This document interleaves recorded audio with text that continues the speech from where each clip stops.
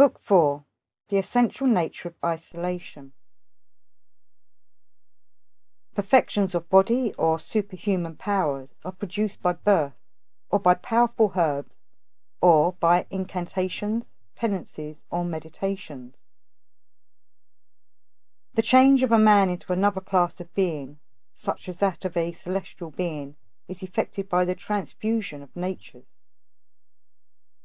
Certain merits, works, and practices are called occasional because they do not produce essential modification of nature, but they are effective for the removal of obstructions in the way of former merit, as in the case of the husbandman who removes impediments in the course of the irrigating stream, which then flows forward.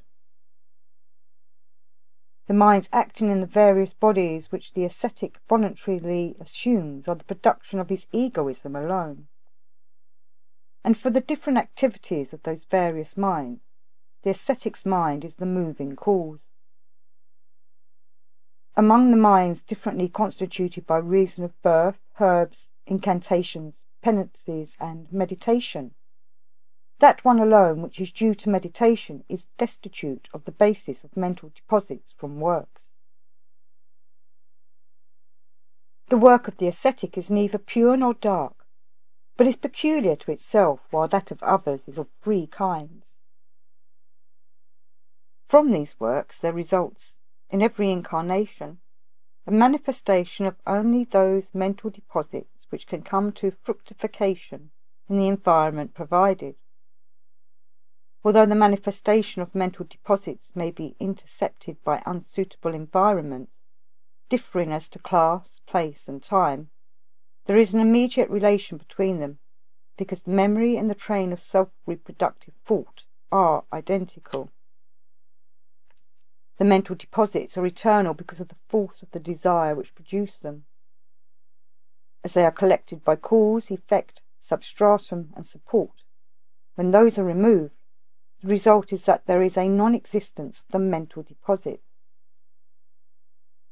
That which is past and that which is to come are not reduced to non-existence, for the relations of the properties differ one from the other.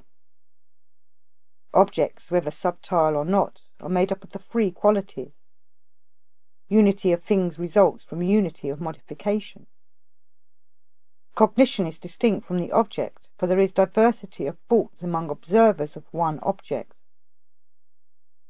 An object is cognized or not cognized by the mind accordingly as the mind is or is not tinted or affected by the object. The modifications of the mind are always known to the preceding spirit, because it is not subject to modification. The mind is not self-illuminative, because it is an instrument of the soul, is coloured and modified by experiences and objects, and is cognized by the soul. Concentrated attention to two objects cannot take place simultaneously.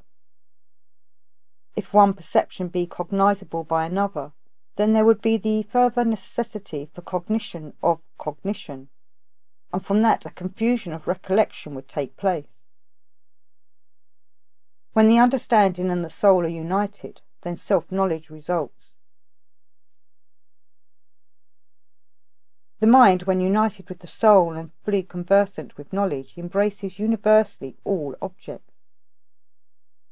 The mind, though assuming various forms by reason of innumerable mental deposits, exists for the purpose of the soul's emancipation and operates in cooperation therewith.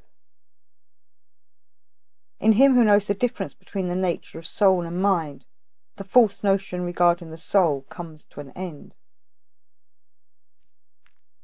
Then the mind becomes deflected towards discrimination and bowed down before isolation. But in the intervals of meditation other thoughts arise, in consequence of the continuance of old impressions not yet expunged. The means to be adopted for the avoidance and elimination of these are the same as before given for obviating the afflictions. If the ascetic is not desirous of the fruits, even when perfect knowledge has been attained and is not inactive, the meditation technically called Dharma Megha, cloud of virtue, takes place from his absolutely perfect discriminative knowledge. Then from infinity of knowledge absolutely free from obscuration and impurity, that which is knowable appears small and easy to grasp. Thereupon the alternation in the modifications of the qualities, having accomplished the soul's aim, experience and emancipation, comes to an end. It is then perceived that the moments and their order of precedence and succession are the same.